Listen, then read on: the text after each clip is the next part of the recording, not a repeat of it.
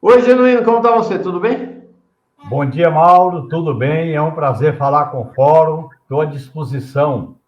Uma semana que começa quente com a Quentíssimo. declaração do G20. Isso.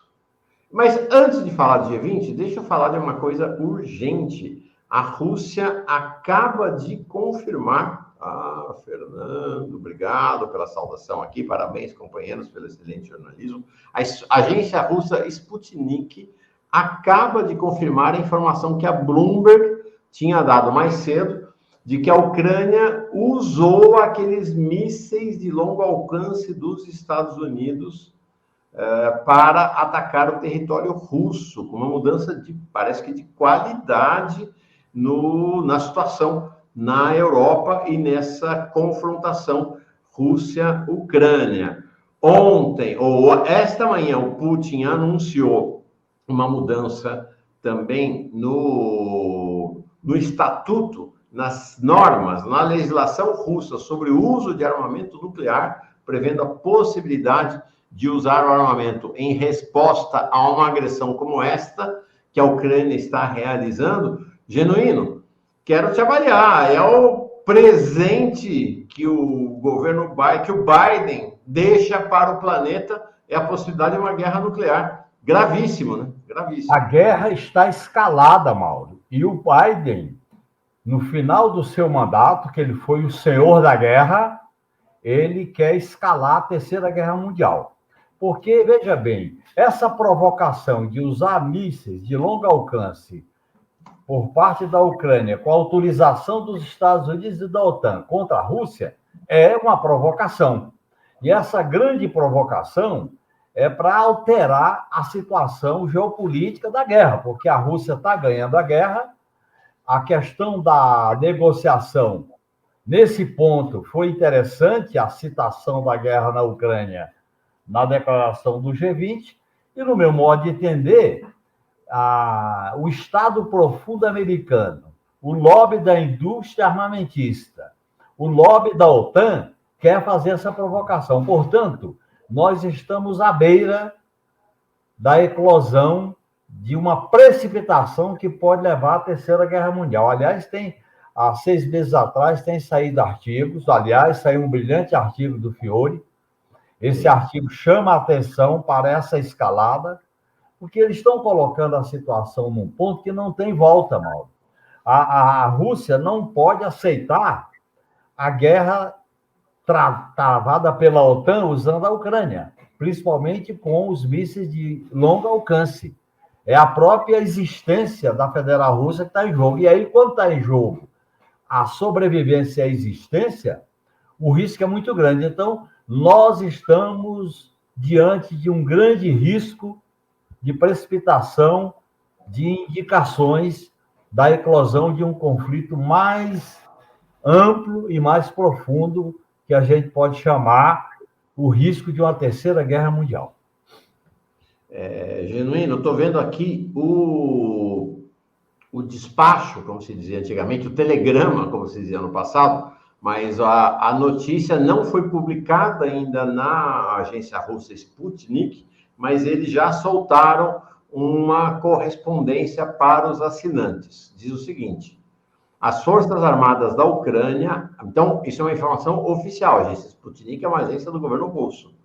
Tá? Então, agora é oficial. As Forças Armadas da Ucrânia atacaram com 6 mísseis balísticos Atacams na região de Briansk, informou o Ministério da Defesa russo nesta terça-feira. A nota do Ministério da Defesa diz o seguinte: às 3h25 desta noite, horário local, portanto, na madrugada, lá na Rússia, o inimigo atingiu uma instalação na região de Briansk com 6 mísseis balísticos. De acordo com dados confirmados, mísseis táticos Atacams fabricados nos Estados Unidos, foram usados. Os sistemas de defesa aérea russos abateram 5 mísseis, um foi danificado. Os seus fragmentos caíram no território técnico de uma instalação militar na região de Briansk, o que provocou um incêndio que foi prontamente eliminado, informou o Ministério, acrescentando que não houve vítimas nem destruição. Muito grave, né, Júnior? Muito grave. Muito grave. E o grave, Mauro, é que o presidente que está saindo autoriza uma provocação com essas consequências. Ontem eu li uma mensagem, um Twitter um X lá, do Trump, ele se colocando numa posição diferente do Biden. Eu não sei qual é o alcance, qual é a repercussão da nova administração que vai tomar posse em janeiro, diante dessa provocação. Portanto, o Biden está sendo um grande responsável, foi assim na guerra na Ucrânia, foi assim na cobertura, no apoio, no financiamento do governo Netanyahu, e está colocando o mundo diante de um grave risco. Eu acho que nós temos que ligar as antenas, colocar essa situação no radar e pressionar o governo americano. É disso que se trata. Não é uma guerra da Ucrânia contra a Rússia, é uma guerra da OTAN, leia-se, Estados Unidos contra a Rússia. É disso que se trata. Eu acho que é muito grave essa situação. Repito que, pelo menos, na referência da declaração do G20, essa questão está lá. Portanto, a declaração não passou à margem desse agravamento da situação mundial. Sim.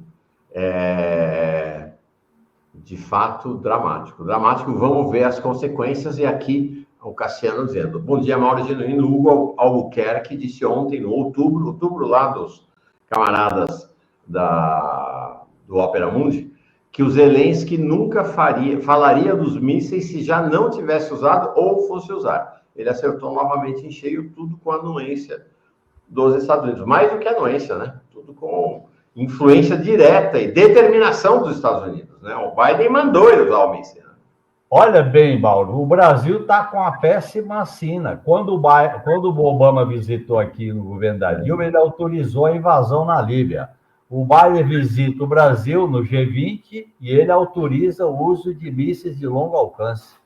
Que sina, hein, meu? Pois é. Chocante. Isso realmente é muito, muito, muito relevante. Então, a gente tem um cenário internacional explosivo por conta dessa decisão do Biden. Ele está operando, Genuíno, com a lógica de que, não, eu faço isso, que, na verdade, o golpe que ele está dando eu faço isso, a Ucrânia ataca, a Rússia vai ver que é para valer, e aí ela vai fazer a paz. Então, aparentemente, o objetivo dele é, com esse ataque, forçar a Rússia a sentar na mesa de negociação para selar a paz, e aí ele sai do governo como quem conseguiu encerrar a guerra. Esse é o plano na cabeça dele. É interessante, Mauro, a tua análise. Ele está criando o fato consumado para fazer uma operação política estratégica diante do seu sucessor. O problema é que o sucessor do Biden é uma figura fascista, de extrema-direita. Em segundo lugar, ele está mexendo com fogo, porque o Estado profundo americano, a alta burocracia, a indústria bélica quer, vamos dizer assim, projetar o conflito. Não se está buscando uma solução negociada. Porque você provocar e a Rússia responder, achar que isso vai ser o começo de uma negociação, olha, isso é um risco muito grande, porque essa negociação pode não vir, a situação se radicaliza e não tem volta, porque nós estamos diante da possibilidade do uso de armas nucleares táticas, o que alcança determinadas regiões. A Europa, particularmente a Alemanha, deve estar tremendo nas bases diante dessas provocações do Zelensky a mando dos Estados Unidos. Claro.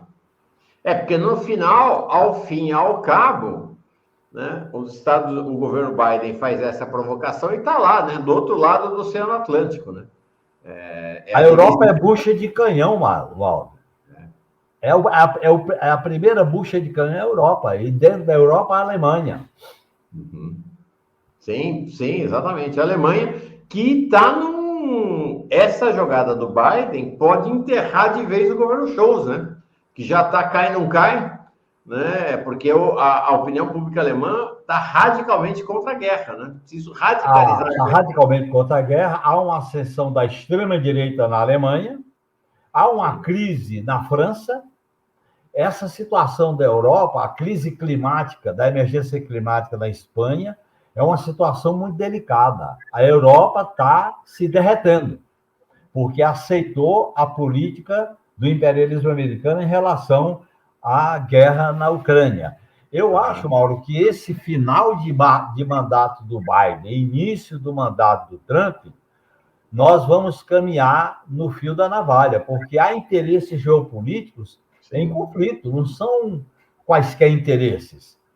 Veja bem, nessa situação, eu acho que foi por acaso, por coincidência, essa reunião dos principais chefes de Estado no Brasil acabou sendo um grande fato político, porque se reuniram, a declaração é razoável, tem muitos avanços, foi importante essa declaração. A extrema-direita, representada por Milley, ficou escanteada. Agora, a crise está sendo escalada numa velocidade que... Pode engolir a reunião do G20 em 3 dias, né? Em 3 dias, a reunião do G20 pode ser engolida pela crise, né? Pode ser engolida. Imagine se há uma eclosão de uma escala do conflito, a declaração do G20 vai ser engolida. Sim. Eu estou ainda na expectativa que a reunião do governo brasileiro com o Xi Jinping, hoje, possa ser um fato importante dentro dessa geopolítica mundial. Ok. Genuíno, queria falar sobre outro assunto, que é o assunto da questão aqui do golpe no Brasil e da verdadeira guerra com a qual estamos nos confrontando nesse momento. Primeiro, vamos deixar falar da questão da inteligência do Estado brasileiro daqui a pouco. Primeiro, eu queria falar deste fato de agora cedo, né? De agora cedo, uma importante opinião, uma importante ação da Polícia Federal, né, acontecendo em vários lugares do Brasil e que prendeu 5 pessoas. Prendeu 5 pessoas, 4 militares. Então, são... sob a acusação do seguinte, né? São acusados de ser uma organização criminosa que planejaram o golpe de Estado depois de 2022 e que agora tinham planejado matar o Lula, o Alckmin e o... Agora não, né? Por conta do planejamento do golpe de Estado, planejado matar o Alckmin, o Lula e o Alexandre de Moraes. Foram 5 presos, está aí a imagem de 4 deles, 4 militares ligados às forças especiais, os chamados Kid Pretos. Ou seja, forças especiais do Exército são as forças de intervenção rápida, é a elite do Exército, Muitas dessas forças sediadas ao redor de Brasília, na região de Goiânia. Então, são o tenente-coronel, vocês estão vendo aí, esse primeiro que está aí é o Rafael Martins de Oliveira, major. Depois dele, o Hélio Ferreira Lima, ele é tenente-coronel. Depois, o Rodrigo Bezerra, também major. E foi preso também tá aí, né? Esse que está na direita, em roupa civil, o general, esse importante, foi ministro do governo Bolsonaro, general Mário Fernandes, foi general de um dos comandos especiais. Além disso, um policial federal, Vladimir Matos Soares. Muito grave, né, Janine? Muito grave. Muito grave, Mauro, e revela uma coisa. A postura adotada para enfrentar a intentona golpista do 8 de janeiro está mostrando que não foi a mais eficiente. Primeiro, que os processos caminham numa velocidade de tartaruga. Daí a PGR, que nem apresentou ainda a denúncia. Segundo, eles ficam revelando novas informações e vão adiando o processo. Portanto, há uma impunidade investigativa, porque vão surgindo fatos, vão prorrogando. Terceiro, o governo está com sua área de inteligência totalmente bagunçado. O termo correto é esse. Esses fatos, por que se demorou tanto tempo, Mauro, para se investigar? Por que as mensagens do Francisco não foram observadas, detectadas quando a internet e a rede social divulgava? Por que o Serviço de Inteligência da Polícia Federal não tomou medidas preventivas? Por que a ABIN virou um órgão burocrático agregado à Casa Civil que não está servindo para nada? E, no meu modo de entender, a opinião pública conduzida pela mídia monopolista, corporativa, familiar, ela quer botar panos quentes. Ela começa a discutir exageros, falhas, para poder, vamos dizer assim, produzir uma impunidade constitucional ou institucional. A maneira como eles estão analisando a bomba no Supremo, foi um lobo solitário, foi um débil mental, isso é uma visão errada.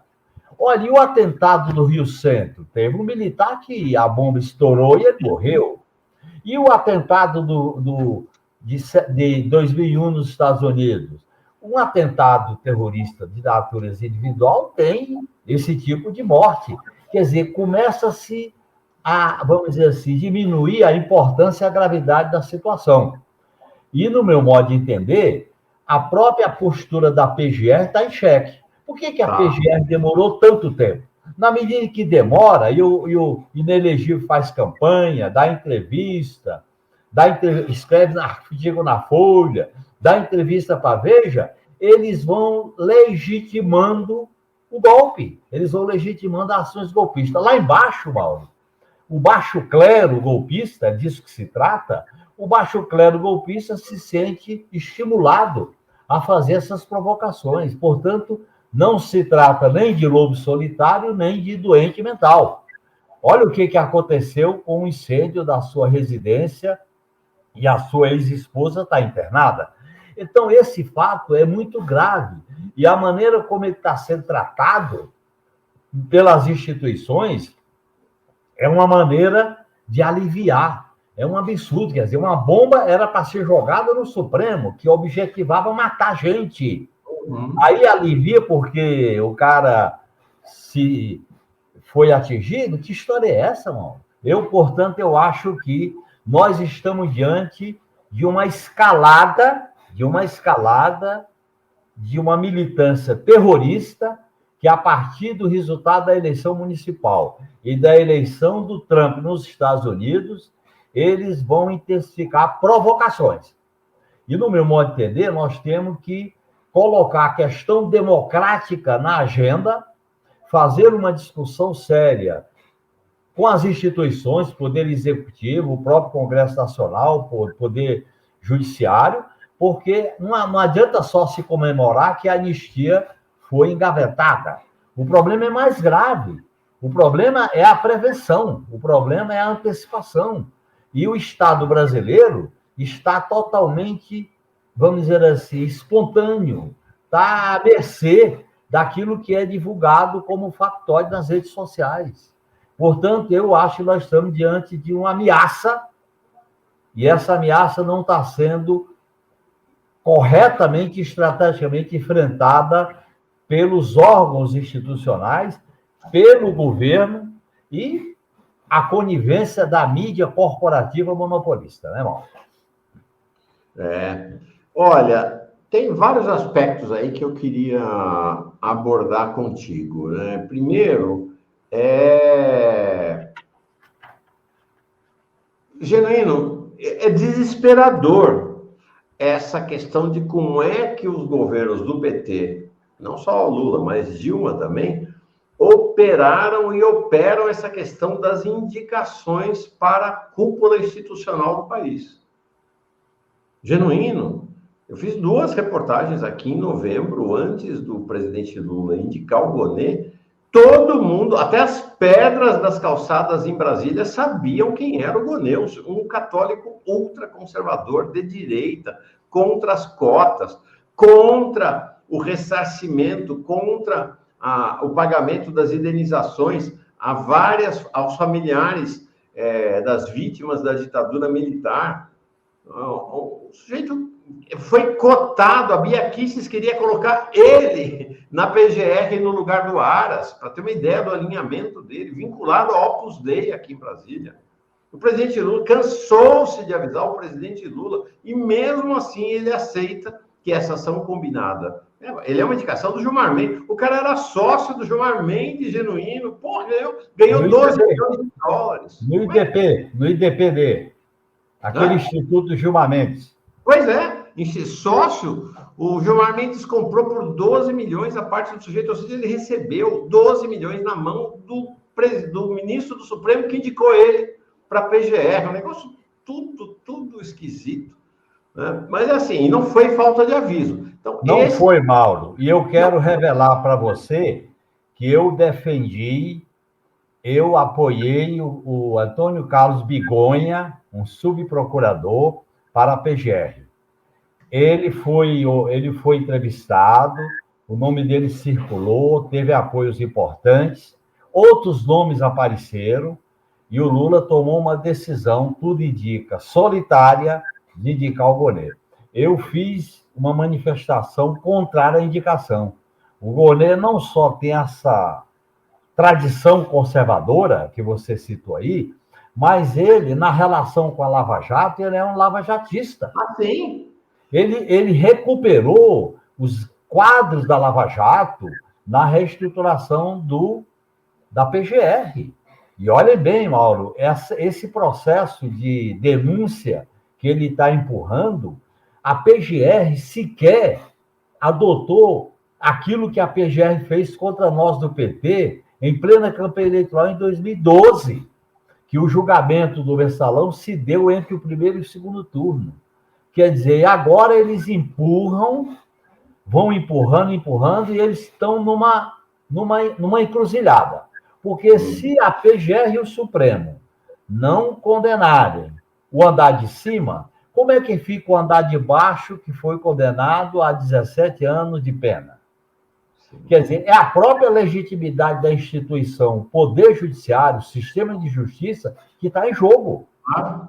Claro que está em jogo. Portanto, isso aí, a coisa mal feita, o judiciário não é para fazer cálculo, o judiciário não é para fazer escolhas conjunturais, o judiciário não é um poder majoritário, é contra-majoritário.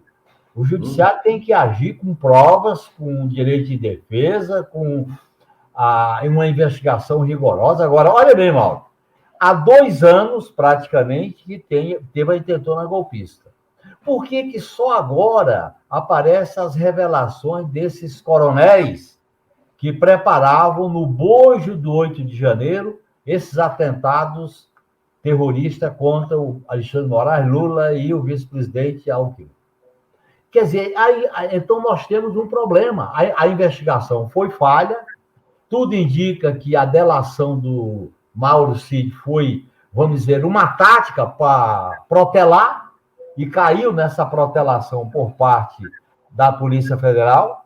Parece que a Polícia Federal fica mais preocupada em vazar informações e notícias do que em produzir investigações. E eu acho, Mário, que nós estamos numa situação de uma verdadeira bagunça institucional com o Poder Judiciário, com a PGR, e porque a maioria do Congresso Nacional, olha como ele estava andando para aprovar a anistia, inclusive com repercussão dentro da esquerda. Exatamente. Isso é grave, nós temos que chamar a atenção para isso. A bomba não enterrou a anistia. Eles vão esquecer, depois retomam. Uhum. E olha a posição da classe dominante. Na semana da bomba, a Folha publica um artigo do inelegível Bolsonaro. Quer dizer, tudo se concatena no sentido de uma estratégia de passar o pano na cabeça. E por parte, eu acho que foi um erro o governo Lula não ter se pronunciado de imediato a respeito do atentado da semana passada, tinha que se pronunciar. É claro que ele estava preocupado com a importância do G20, mas tinha que fazer um pronunciamento. Governo, não é só, além da caneta, tem que falar, tem que falar. E eu acho que houve uma certa omissão das instituições em relação a isso. Estão minimizando, estão minimizando. E eu acho que é um perigo, porque essas articulações subterrâneas, elas estão à solto, elas estão andando. Você Sim. não incentiva essa militância terrorista e fica por si mesmo, não fica assim. Vão fazendo provocações, vão fazendo, vamos dizer assim, atitudes translocadas, mas causa estrago. E principalmente, Paulo, quer dizer, o país fica à mercê de uma bomba que é jogada no Supremo, fica à mercê de uma casa incendiada em Rio do Sul. Isso aí, quer dizer, veja bem o que é que aconteceu na campanha eleitoral de 2024. Veja o assassinato do delator no aeroporto de Guarulhos. Quer dizer, veja o que aconteceu no Rio de Janeiro. Quer dizer, essa situação, ela provoca uma intranquilidade, uma insegurança. Isso acaba se refletindo nos indicadores de avaliação do governo Lula. Pois é. Loucura. Genuíno, queria te... Bom, primeiro, esse registro, né? Que dificuldade é essa dos governos do PT de indicarem quadros de indicar nomes para a cúpula institucional que sejam nomes. Desculpa, mas tem que aprender com o Bolsonaro. Ele só indicava a gente dele. Olha o que o Trump está fazendo nos Estados Unidos. Pois é, pois é. É o republicanismo despolitizado, é o republicanismo sem política, é o republicanismo antidemocrático. Olha o que fizeram no Rio Grande do Sul, perderam a eleição. Não dá, né, Mauro? Não dá, não. Depois do Janot, indicar o Gonê. E olha essa lista no STF. Olha, a Dilma indicou o Fux, o Barroso, o Fachin, o Zavascki, o Lula indicou o Toffoli. É muito ruim. Aí salva o grande Lewandowski, né, Mauro? Salvou, mas o Lewandowski salva porque foi indicação da dona Marisa, né? Eu não sei, aí eu não sei. Agora, Mauro, é o seguinte... Essa ideia que você falou, Lula, o governo do PT tem dificuldade, né? não compreende o tratamento dessas questões institucionais na organização institucional do Estado, seja Congresso Nacional, seja Poder Judiciário, seja Presidente da República. Veja a maneira como o governo trata as Forças Armadas com a indicação do Zé Múcio. Veja a questão da inteligência. A ABIN está escanteada na Casa Civil. Você tinha que ter uma estruturação da inteligência. Você tem a inteligência judicial, que é a Polícia Federal, você tem a inteligência de Estado, que é a ABIN, vinculada a uma secretaria especial do Gabinete da Presidência, e você tem a inteligência militar. Essas três áreas podem estabelecer uma conexão através dos seus superiores. O Brasil está com a área de inteligência bagunçada. Aliás, irmão, na transição da ditadura para a democracia, essa área sempre foi bagunçada, porque o serviço que acabou acontecendo ao longo do tempo foi o serviço da inteligência militar, CIEX do Exército, principalmente. E aí, veja bem, isso vai através do Gabinete de Segurança Institucional. A ABIN saiu do Gabinete de Segurança Institucional, agora o gabinete diz, nós não temos como fazer essa investigação preventiva. Está na hora da ficha cair.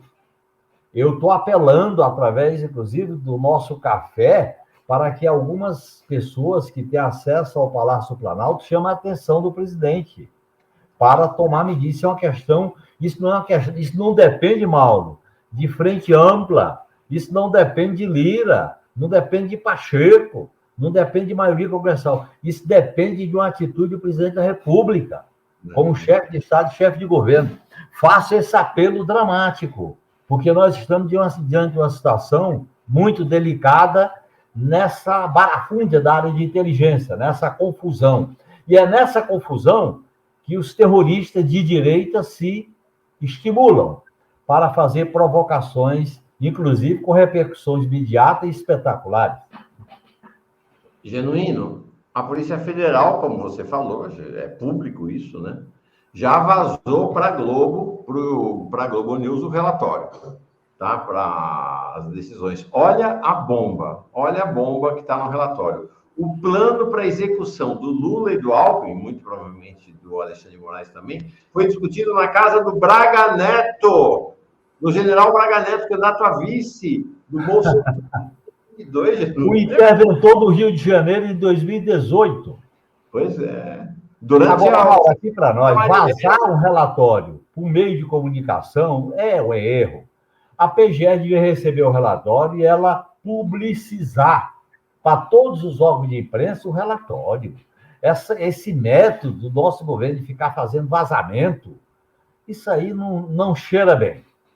Não, nem um pouco. Agora, mostra isso, né? O comprometimento total, né? Da cúpula militar com esse processo. Na casa do general, o cara que tinha sido candidato a vice-presidente, o cara foi do alto comando do Exército, foi comandante do Exército. Chefe de Estado-Maior do Exército, comandante militar do Leste, interventor no Rio de Janeiro, em pleno assassinato da Marielle. Se lembra? A intervenção no Rio de Janeiro, no governo golpista Temer. Eu acho, Mauro, que essa situação pode produzir uma vitória, que é o Supremo estar colocado contra a parede numa sinuca, tanto o Supremo como a PGR. Como é que vai deixar esse pessoal de fora? Esses kid pretos eram vinculados ao COTÉ. O COTÉ daquele general que foi para a reserva, que era uma das alternativas para assumir o comando do Exército. Quer dizer, então essa cúpula militar vai ser denunciada ou não? Eu acho que nós temos que pressionar, exigir que todo o conglomerado golpista seja denunciado. Portanto, eu acho que vai surgir uma situação incontornável para o Supremo Tribunal Federal. Estou vendo aqui na reportagem da Andréa Sadi que essa informação foi confirmada pelo Mauro Cid, que está depondo na Polícia Federal agora. E o Mauro Cid que passou por uma delação. Uma delação que eu acho que, em vez de chamar delação, protelação. Ele não delatou. Como é que essa história só vem à tona agora? Como é que só agora essa história aparece? 2 anos depois, Mauro. Chocante. Impressionante. Queria falar ainda de um aspecto particular, que é isso, né? Aí bota o Múcio, bota o Gonê. É um negócio, é impressionante realmente a competência para as nomeações. Eu acho que não é só incompetência, não, Mauro. É escolha. É a velha política da conciliação. É a velha política do jeitinho brasileiro. Isso não dá certo para um governo progressista. O governo progressista, em determinados assuntos, ele tem que firmar a posição. Ele tem que deixar claro qual é o limite. Tem que negociar, mas saber qual é o limite da negociação. Tem que polarizar, tem que enfrentar. E nessa área institucional, o governo Lula III tem conciliado com a ordem constitucional que veio do golpe, Mauro. Isso é grave. Olha bem, o golpe de 2016 e o governo inelegível Bolsonaro produziu uma institucionalidade. Forças Armadas, inteligência, Congresso Nacional com orçamento secreto, a maneira de se relacionar com o Supremo, porque o Supremo teve um atrito, porque o Supremo foi alçado na condição de inimigo pela extrema-direita, por causa das investigações. Então, eu acho que o governo não deu um tratamento de Estado a essas questões institucionais. Eu, inclusive, discuto essa crise institucional no livro que eu escrevi com a Andréa Caldas sobre a Constituinte, resgate, lições de crise institucional. Porque a partir do golpe de 2016 e do governo Bolsonaro, as instituições foram profundamente afetadas, Mauro. O Poder Executivo, chefe de Estado, chefe de governo, está como refém do Congresso Nacional, que governa seu ônus do governo, e o Poder Judiciário, cumprindo coisas que a gente defende, mas assumindo um protagonismo por um vazio, por uma ausência do protagonismo político. Eu repito, o Poder Judiciário é contra-majoritário. O Poder Executivo e o Legislativo é majoritário, isto é, anda de acordo com a opinião pública. O contra-majoritário se baseia em regras, princípios, leis. Então, nós estamos diante de uma situação institucional perigosa desses 2 anos para a eleição de 2026. Eu, na sexta-feira passada, publiquei uma reportagem, apresentei-a mais detalhadamente ontem aqui, Genuíno, sobre o atentado à bomba da semana passada, e mostrando como haverá outros, que a extrema-direita cristã em geral e a extrema-direita católica em particular vem, e você mesmo falou aí, né, da militância terrorista de extrema-direita, vem atuando de maneira mais ou menos livre na construção de atos terroristas, de atentados como o que aconteceu na quarta-feira passada em Brasília. E o que impressionou todo mundo, Genuíno, ficou todo mundo muito impactado, é a inoperância completa dos serviços de inteligência e informação do Estado e do governo brasileiro, tanto da Polícia Federal, quanto da ABIN, quanto do GSI. Parece que está tudo aos pedaços, né? Eu vi lá o pessoal da ABIN reclamando, saiu uma nota do pessoal, dos funcionários da ABIN, o que você falou, dessa desmontagem da ABIN, diz que a direção da ABIN passou para os quadros técnicos um clipping de imprensa com as informações sobre a bomba, Genuíno. Isso é piada, né, Mauro? O que está acontecendo com esse serviço de inteligência, desmontagem? Eu acho que essa negligência, essa omissão, Mauro, e esse descaso com as questões institucionais de Estado é um problema grave.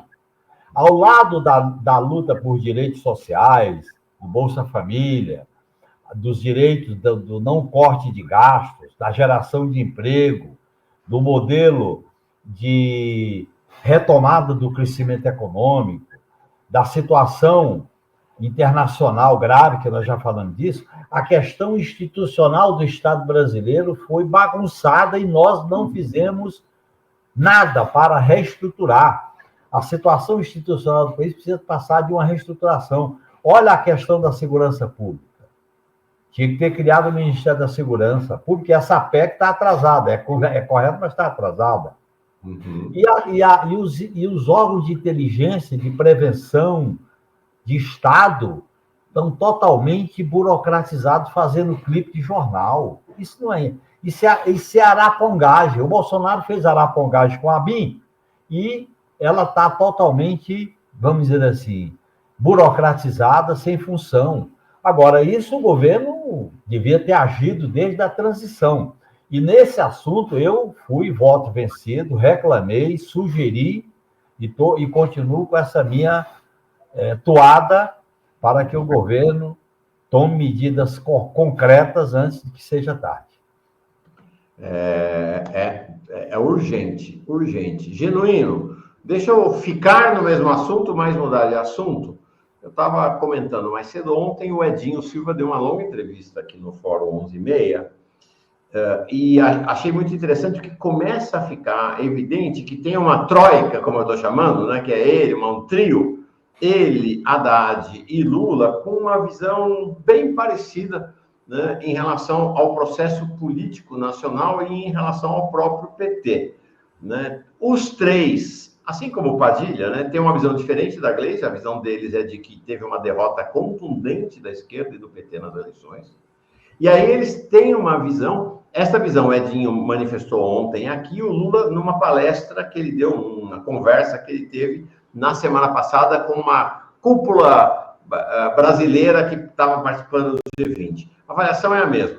Um olhar pessimista para o mundo, de que o mundo está numa onda conservadora, que a direita, a extrema-direita, é a grande vitoriosa nos processos eleitorais e que não tem muito o que fazer, a não ser alianças de frente amplíssima para tentar conter esse avanço da extrema-direita. O Edinho, inclusive, fez uma afirmação, achei muito significativa, e grave, não tem sentido de acusação, grave no sentido de relevante, de importante aqui, que acho que é um pouco o espírito desse pensamento desse grupo liderado pelo presidente Lula, que é assim, a esquerda, a centro-esquerda e os setores democráticos não são antissistema. Ou seja, o que ele disse nós somos defensores do sistema. Em outras palavras, foi isso que ele disse. Quem é antissistema é a extrema-direita. O voto antissistema é da extrema-direita, não é nosso. E, em outras palavras, ele não detalha isso, mas a visão dele, o presidente Lula, naquela conversa, acho que foi até mais explícito, que o lugar que, para eles, o PT deve ocupar é de ser o gestor e um melhorador do sistema, e não uma força antissistêmica. Acho que isso tem decorrências, né, Júnior? É o melhorismo por dentro da ordem econômica neoliberal. O antissistema é fundamental que a esquerda assuma essa postura diante da relevância da crise e da profundidade da crise. Essa posição do Edinho, em aliança com Lula e com os dirigentes do PT, leva à descaracterização do projeto de esquerda, leva à submissão do projeto do PT à burguesia liberal. Não é capaz de enfrentar a extrema-direita, porque a burguesia liberal não é capaz de enfrentar a extrema-direita. É o que aconteceu nos Estados Unidos, Biden versus Trump, Câmara versus Trump. Olha a tragédia da Argentina. Olha o que aconteceu nas eleições de 2024. Então, essa postura de assumir o conservadorismo direitista, sem polarizar, sem ter uma pauta que dialogue com a sociedade, sem criticar o sistema, a esquerda tem que ser antissistema. Porque o sistema que está aí, do rentismo, das privatizações, dos monopólios, da guerra, da emergência climática, coloca em risco a humanidade. Se a esquerda aceita se domesticar, ela perde a sua razão de ser. Nós poderemos virar um social-liberalismo por dentro da ordem. E eu acho que essa é a encruzilhada que está colocada para o governo, via ajuste fiscal, via a disputa da presidência do PT. Eu me oponho radicalmente às posições do Edinho e vou apoiar candidaturas alternativas que sinalize a retomada e uma inflexão do PT à esquerda, com base numa plataforma, numa aliança à esquerda e mais autonomia em relação ao governo. Acho que tem, inclusive, Achei interessante na entrevista com o Edinho, Genuíno, porque ele diz assim, só a direita ganhou. Então, a direita ganhou nos Estados Unidos, ganhou na França, ganhou na Itália, ganhou na Alemanha, ganhou de nós aqui na eleição municipal, e ele simplesmente ignora que a esquerda ganhou no Chile, a esquerda ganhou no México, a esquerda ganhou na Colômbia. Na França, ganhou na França, e o Macron não respeitou. Pois é, o Macron não respeitou. Vai crescer na Alemanha, diante do fracasso do governo Schulz, e nós temos a China e a Rússia. Ele simplesmente ignorou que tem um campo anti-imperialista conformado no mundo. Os BRICS, né, Mauro? Veja bem o que representou, inclusive, contra essa visão, alguns pontos da declaração do G20. Portanto, o Edinho está mais realista do que o rei. O Edinho está na submissão total. E se a direita ganha, vamos para a direita. E a esquerda vai se submeter, a esquerda vai perder sua identidade, vai perder seus vínculos com a classe trabalhadora. Olha o papel aí da PEC do fim do 6x1. Olha a discussão contra os cortes de gastos. Olha a discussão que está acontecendo em relação ao risco de guerra. Portanto, essa submissão, o Edinho está representando nesse pensamento uma negação de qualquer postulado de esquerda. É uma visão, não é nem de centro-esquerda, é uma submissão a um discurso liberal de direita, que não enfrentará a extrema-direita. Não enfrentará a extrema-direita, porque eles não assumem a pauta democrática, o Mauro. Estava na hora de assumir a pauta democrática em relação ao papel das Forças Armadas, segurança pública, área de inteligência, punição dos golpistas, mas não. Quer dizer, é a submissão ao status quo. Nós vamos virar um partido, se essa postura ganhar, um partido do melhorismo dentro da ordem neoliberal. Não, é realmente dramático, Genuíno, dramático. E agora, por outro lado, dá para entender, né? Aí você olha para a política econômica do governo, ela está sentada nessa tese, né? Nessa tese de que não dá para confrontar de maneira alguma, de que tem que aplicar essa ideia do melhorismo, até estava falando mais cedo, né? Teve gente aqui que ficou brava, mas temos que ser realista, né? Você olha para um Bolsa Família, você olha para um BPC, são muito importantes, porque as pessoas estão passando fome, mas eles não representam mudanças estruturais na sociedade. O neoliberalismo incorpora essas bandeiras. Agora, o problema da relação capital e trabalho, o problema do financiamento da saúde, da educação, um novo modelo de reindustrialização do país, é disso que se trata. E a pauta democrática, Mauro. Portanto, eu acho que o PT está diante de uma encruzilhada. Com o G20, com os Estados Unidos, com tudo, aprovou a aliança contra a fome. O tema da luta contra a fome é um tema que, assim, não tem, exceto o Milei da vida, tá todo mundo junto, entendeu? Então, não muda a estrutura do país. O que muda a estrutura do país, é interessante como este condicionante, como esta posição condiciona, né? Tá aqui o Guilherme Mello, que é o secretário de Política Econômica do Ministério da Fazenda, um dos braços direitos do Haddad. Brasil chega tarde à discussão do fim da jornada 6x1, disse secretário da Fazenda. Aí eu fui ler a entrevista, falei, porra, que legal, postura positiva. Sabe o que ele vai falar na entrevista? Calma lá, não dá, tem que pensar bem, tem a questão da produtividade. Quer dizer, na prática, ele é contra a... Na prática. Agora, faz uma coisa, diz, vamos dizer assim, o jeitinho, o famoso jeitinho brasileiro. Vamos mudar alguma coisa para que nada mude. Isso aí, Mauro, nega a história do PT. Isso nega os momentos do PT heróico, como foi na Constituinte, como foi na campanha de 89, como foi contra o Plano Cruzado, como foi na história das campanhas do Lula. Essa submissão moderada por dentro, com algumas pitadas sociais, não enfrenta o sistema. Portanto, nós estamos diante de uma batalha dura, Mauro. Uma batalha dura. Eu acho que a base do PT tem que ser chamada o feito à ordem para enfrentar essa situação. Porque esse conglomerado, Fazenda, Lula, Edinho e alguns outros dirigentes querem legitimar uma saída que alguns países que foi testada levou a tragédia para a esquerda. Olha a crise da esquerda em muitos países da Europa. É isso, é disso que se trata. É isso aí. Bom, Genuíno, grandes emoções à frente. Muitas tarefas, muitas emoções, muitas batalhas, muitos debates que nós já estamos fazendo, viu, Mauro?